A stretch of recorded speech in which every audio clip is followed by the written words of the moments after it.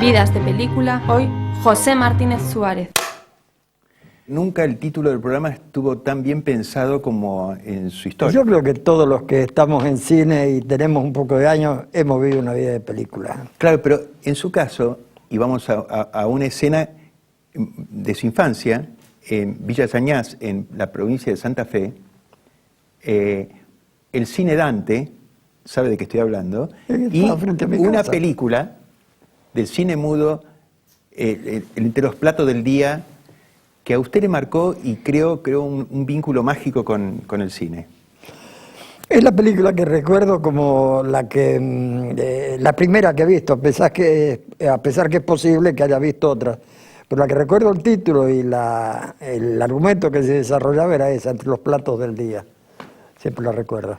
Y además, como tenían una relación, el cine es muy parecido a los recuerdos de Tornatore con Cinema Paradiso, ¿no? Los recuerdos de ese cine, de ese lugar donde usted iba a jugar, donde era amigo del hijo del dueño, donde era su patio de juego. Y el dueño, amigo de mi padre, pero nunca, por suerte, hubo un incendio, a pesar que la película era inflamable. Inflamable, pero nunca hubo un incendio, sí.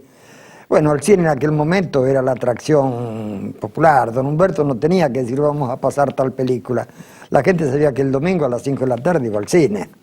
Sobre todo si no había llovido y había venido la camioneta desde Rosario, que son 204 kilómetros, por camino de tierra con las copias. Ahora, si había llovido, entonces la mano se ponía dura. Tal como Locia tiene un libro que se llama Domingo sin fútbol, nosotros teníamos Domingo sin cine. Claro. Duro. Los directores que hemos entrevistado con Manuel Antín, Simón Feldman, lo recuerdan a usted como de la generación del 60, el único que tuvo su formación en la industria desde el lugar básico de la industria, porque todos ellos venían o de la literatura, de la plástica, desde el teatro de títeres como Fernando Birri, pero usted es el que lo tienen presente como aquel que hizo su carrera desde el puesto cero de la industria, durante muchos años, empezando como oyente. ¿Por qué no cuenta un poco esa parte de su inicio? Bueno, el caso es que yo tengo dos hermanas que trabajaban en cine, y a diferencia de otros hermanos que se ocultaban cuando había que acompañar a las hermanas, yo era el primero en estar vestido para llevarlas, porque así me permitía entrar a EFA, San Miguel, a Sono, a Lumitón. En un momento una de mis hermanas tuvo un trabajo continuado en el Lumitón, en una película llamada Los Martes Orquídeas, así que yo me puse muy contento porque dije, bueno, por lo menos por 40 días, al menos días hábiles, en aquel momento se trabajaba los sábados, voy a poder venir para ver esto. Y así fue como el primer día me quedé todo el día en la portería sentado leyendo y más o menos vi cómo era la mecánica. Así que el segundo día había advertido que había un banco de plaza en la pared propiamente dicha de la portería y allí me senté y desde allí vi que había 2 o 3 puertas que eran puertas que parecían inexpugnables porque eran gruesas, además de los portones altísimos, pero tenían 2 luces arriba, una verde y una roja. Cuando sonaba un timbre y se encendía la roja, esa puerta quedaba cerrada, era cerrada a cal y canto, no entraba nadie. Y cuando se encendía la luz verde, la puerta se abría. Así que ya me di cuenta cómo me podía colar dentro del estudio. Ahí comienza esta carrera como oyente, pizarrero y asistente de dirección. No todavía. En ese momento yo estaba por allí, acompañaba a mi hermana, hacía lo que tenía que hacer. Cuando había un descanso largo por algún motivo, siempre estaba leyendo, llevaba un libro. Entonces, en un momento, un funcionario del estudio que se llamaba Francisco Yarzábal, todavía en las viejas películas figura su nombre como encuadre de Francisco Yarzábal, no era tal, era una especie de director de producción, el hombre que le daba información, sugerencias y criterios al doctor Guerrico, a la gente que comandaba el estudio, por posibles trabajos, contratación de directores y directores. Me dijo el peque, Francisco Yarzábal, un día me dice, Josecito, ahora vamos a empezar una película que se llama Paso a la Juventud. Se va a filmar en el Delta. ¿No querés venir? Digo, y le tengo que pedir permiso a mi mamá. Dice, bueno, dame el teléfono que yo le llamo a tu mamá. Y le llamó a mamá y le dijo, mire, yo veo que a José le gusta mucho esto y y mamá le dijo que sí, porque sabía que era mi pasión, así que fuimos con Lugones, una película que trabajaba José Olarra, Virginia Luque y Tito Gómez. La luz la hacía Alfredo Traverso, el querido inolvidable Alfredo Traverso. La dirigía Mario Lugones, Mario Carlos Lugones, primo de Carlos Hugo Christensen. ¿Eso ya era en Lumiton? Sí, allí fui asistente de Lugones, Christensen, Romero, Battione, Berciani. Hice una carrera verdaderamente aprendiendo de todos ellos. El oficio bien como se hacía en esa época, porque no había escuelas de cine, se aprendía desde entrando como de pinche en una producción y hasta llegar, cuando llegaban a ser directores, y en el caso suyo, no era una fantasía, por lo menos, según usted lo declaró, ser director. Casi usted ya se asumía como parte de la familia que estaba trabajando en los estudios sin tener la aspiración de hacer su propia película en esa época. No, lo que pasa es que había autorización para que 3 o 4 jóvenes pudiéramos dormir en el estudio. Tito Sontag, Arturo Sábal Quintana y yo. Y a la noche, cuando íbamos a comer a la cuchara de palo, a la salida, que era alrededor de las 9:30, después de haber hecho la citación para el día siguiente, nos íbamos al estudio donde íbamos a trabajar, encendíamos las luces y hacíamos un remedio de cómo podía ser el rodaje del día siguiente, con el script, el guión. Bueno, Mario lo va a mover así, o Antonio lo va a mover así, o Carlos Hugo lo va a mover así. Al día siguiente veíamos que a veces lo hacía como lo habíamos imaginado y a veces no. Y después sacábamos conclusiones cuál de las dos hubiera sido la mejor de las opciones. Así que aprendíamos cine jugando. ¿Usted se entera que iba a hacer una película a través de los medios? En un momento un alumno me preguntó si yo iba a dirigir, le dije que no.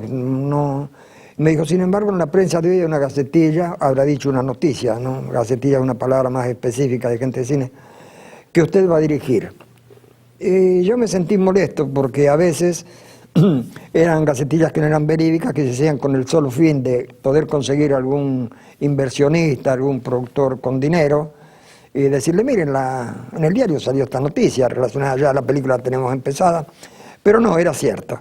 Alberto Parrilla, que era el hermano que me dio la vida, sabía que había una obra de teatro que a mí me interesaba mucho, que se llamaba El Crack, que a mí me gustaba muchísimo, tenía todos los elementos que conjugaban el neorrealismo italiano en Argentina.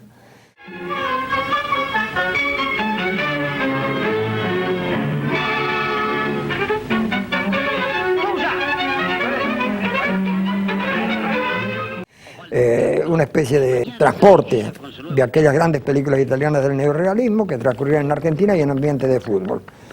Pero el ambiente de fútbol no era sino el vehículo que permitía hacer las críticas a la forma de vida, las conductas, las situaciones, los problemas que los países suelen vivir cada tanto. Esa película, que además critica la mecánica y el marketing y la utilización del jugador como una mercadería, es una película realmente cruel sobre una de las pasiones argentinas más indiscutibles, ¿no? Sí. Para hacer esa película yo no tuve que aprender fútbol, yo sabía fútbol. Yo seguía un equipo que me dio una filosofía de vida, es decir, enseñar a perder. Yo sé perder. Hincha de Racing. Porque soy hincha de Racing. Entonces, ante la derrota, una sonrisa, porque el domingo vamos a tener posibilidades de volver a ser derrotados, pero por menos goles. En 1962 usted encara un proyecto de un film que me parece un film emblemático, Dar la cara, sobre una novela de David Viñas. Sí. Lo que teníamos era un libro que se llamaba Salvar la cara. Era el primer título que tuvo el libro de David, con quien trabajamos con mucha potencia, nos potenciamos mucho uno al otro, ¿no? Así es como discutíamos también. Para bien. Y logramos el libro que queríamos, pero después de alrededor de 4 o 5 meses de trabajo. En un momento me dijo, bueno, José, ya llevamos 7 versiones del libro. Y digo, no importa la cantidad, David, lo que importa es la calidad. Entonces dijo, yo creo que ya está terminado. Y digo, bueno, yo creo que no, ¿cómo hacemos? Y él me sugirió, dije, busquemos un tercero. ¿Quién? Torre Nilsson, me dijo. Digo, de acuerdo, Torre Nilsson. Fuimos a verlo y le dijimos, tenemos este problema. ¿Puede leer este libro? Anda con tiempo y en 2 o 3 días le respondo. Marcó las 3 o 4 debilidades que eran las que yo lo estaba instigando a David a que las corrigiéramos. Así que David, que era una persona íntegra, dice, tenía razón usted, José, sigamos trabajando. Irrumpe lo político muy claramente en esta película, en un momento muy polémico de la historia argentina, que fue la discusión del famoso artículo 28, que dicta el gobierno de Frondizi, donde el Estado pasa a auxiliar en la enseñanza privada y pasa a financiar la universidad privada y los colegios privados. ¿Sí? Eso generó un enfrentamiento muy fuerte entre el estudiantado, sí, quizás el más violento en la historia del estudiantado argentino. Sumado a enseñar religión en los colegios públicos, ¿no? Seleccionamos 2 momentos que usted une de una manera muy especial. Comienza con un momento muy ardiente entre Leonardo Fabio, claro, y el personaje que protagoniza... Nuria Torray. Y Nuria Torray, que es una actriz de una personalidad y una sensualidad que viéndola después de mucho tiempo se da cuenta que qué presencia tenía esta mujer, no en cámara, donde esta pareja se encuentra en un lugar para hacer el amor, digamos, para encontrarse por fin, hacer el amor, y esto usted lo conecta con un momento muy violento del film.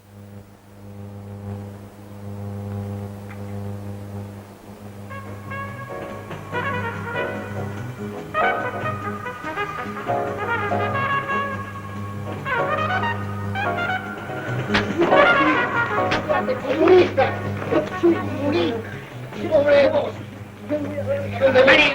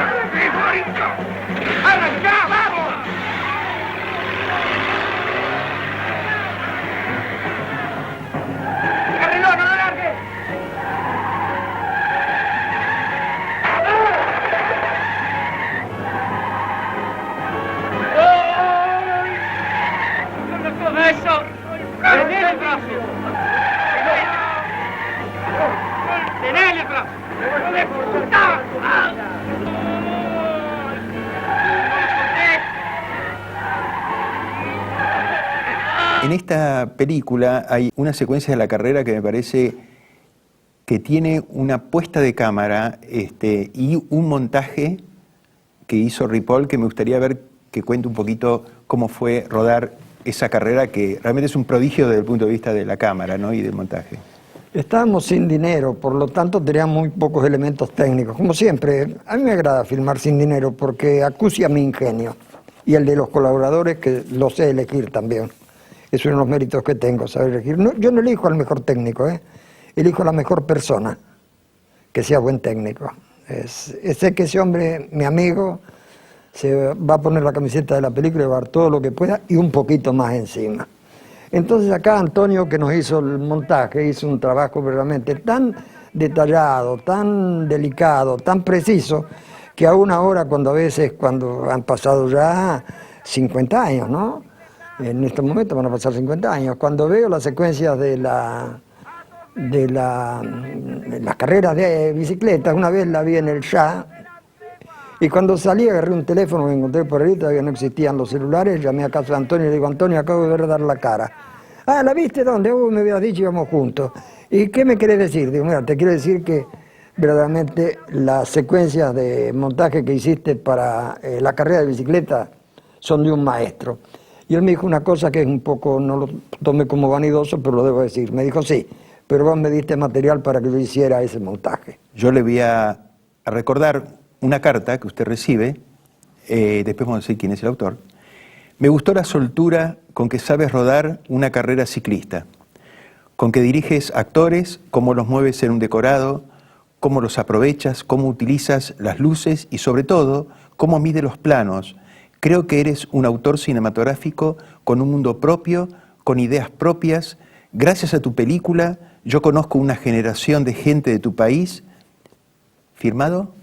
José Luis García. García, quien fue el primer director español en ganar un Oscar. Después de esta película, usted hace como un cambio en su vida y hace un exilio voluntario a Chile. Sí. 1965. ¿Es necesario pasar por eso? No, muy breve, pero quería ir a Chile por una razón ¿Usted sabe por qué me fui? No. Rodolfo Taboada, un excelente escritor y guionista, muy buen guionista, había escrito una cosa que me la dio para que yo hiciera. Y cuando yo la leí, como no me gustó, por elegancia le dije, en verdad, Rodolfo, yo no sé hacer esta película, así que busque otro director, yo no sé hacerla. Y Taboada me dijo, no, José, lo que pasa es que a usted no le gusta el guión. Digo, bueno, en verdad no me gusta demasiado. Si usted se dio cuenta, efectivamente no me gusta demasiado. Hágame un favor, me dice, elija de los 6 sketches que hay uno, y yo con ese sketch, diciendo que lo dirige usted, es posible que consiga capitales. Y hay uno que se llamaba La Salamanca, donde después trabajó Atahualpa y Luis Medina Castro. Dije, bueno, le hago La Salamanca. Y la película fue no anduvo bien la película. Muchas manos en un plato hacen muchos garabatos. Éramos 6 directores, la cosa no funcionó. A tal extremo no funcionó que cuando terminó la proyección privada en Alex, que queda cerca de la cancha de River, y yo vivía en Arenales, Himalaya, esa noche de invierno y de frío, me vine caminando del laboratorio hasta casa, llorando. Yo había hecho algo que había aconsejado a tanta gente que no hiciera. Yo había cometido un error que se debía pagar. Así que a partir de ese momento, si aparecía un joven para decirme, tengo un guión, José, me gustaría que lo leyera, le decía, no puedo leerlo porque si yo le digo que no me gusta y usted recuerda que yo hice esta película, o parte de esta película, va a considerar que si yo no me di cuenta de lo que estaba haciendo, ¿cómo me voy a dar cuenta de lo que está haciendo usted? Así que en un momento muy casual apareció un señor que se llamaba Carlos Ducci Claro, que era dueño de una empresa en Chile, y me invitó a que fuera a manejar el estudio, yo lo acepté y pagué mi culpa durante 5 años. Me fui a trabajar a Chile.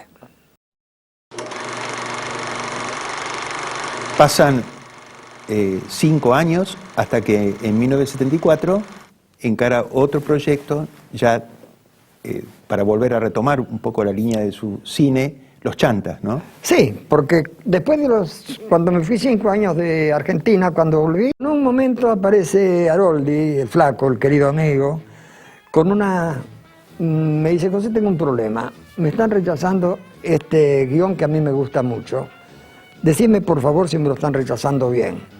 Dije, bueno, dame dos días y yo te lo respondo. Y le dije, sí, flaco, te lo están rechazando bien, porque es una buena idea mal desarrollada, vos la escribiste muy apurado. No, y se tardé como una semana en escribirla. Yo me estoy acostumbrado a tardar 15 semanas. Tocamos el libro con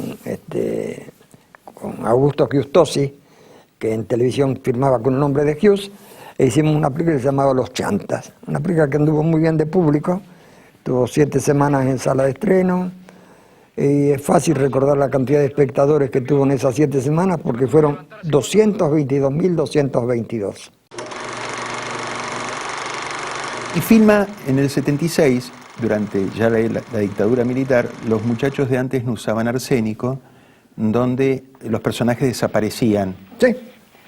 Que obviamente, haciendo una lectura muy clara de la metáfora, sabíamos de qué estamos hablando. Se repite un dramático gesto que hizo Videla. Sí. En la película lo hace don Mario Soffici. ¿Y cómo no fue leída la película ni vista por los censores como una metáfora de lo que estaban haciendo ellos, ¿no? No solo no... No tuvo problemas en ese aspecto usted, ¿no? Absolutamente ninguno. Es más, fue seleccionada para competir por el Oscar. Claro. Por la misma gente quien yo estaba señalándolos como desaparecedores de personas. Y después de un tiempo, también de un silencio, dedicado obviamente a actividades que tienen que ver con el cine, con la enseñanza, usted nunca dejó de enseñar ni ser maestro de futuros directores, su pasión, ¿no? Usted sabe que enseñar es aprender también, ¿no? Pero en 1984 retoma un tema muy caro a sus gustos cinematográficos, que Sí. es el policial. El policial negro. El policial negro, que a usted le gustaba ya cuando en el cine Dante veía las películas de pistoleros con Humphrey Bogart. Usted recrea un malo protagonizado por Alberto de Mendoza, que sin embargo tiene códigos. Sí, pero tenga en cuenta usted que todo eso se debe a una magnífica novela De Tiziani. de Rubén Tiziani. Rubén Una Tiziani, que magnífica... trabaja con usted guión. ¿Eh? Trabaja con usted guión. Sí. Hicimos, es lo que me pidió él, es lo que me pidió. Dice, me gustaría trabajar el guión para aprender a hacer guiones, José. Y tanto fue su agradecimiento que en rodaje, un día aparece, venía a menudo a rodaje, un día aparece y desde lejos me tira un libro. Agarrá, me dice, y yo lo agarrajo así en el aire. Y, ¡ay, qué lindo! Sacaste segunda edición, Rubén, qué bueno, qué alegría, che, muy bien, muy bien. Abrí la primera página, me dice. Habla medio errante.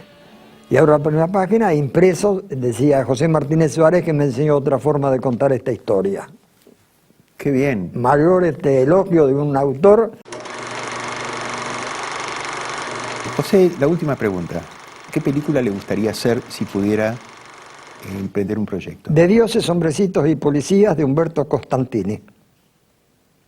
Una de las mejores novelas contemporáneas de Argentina. ¿Está en sus planes?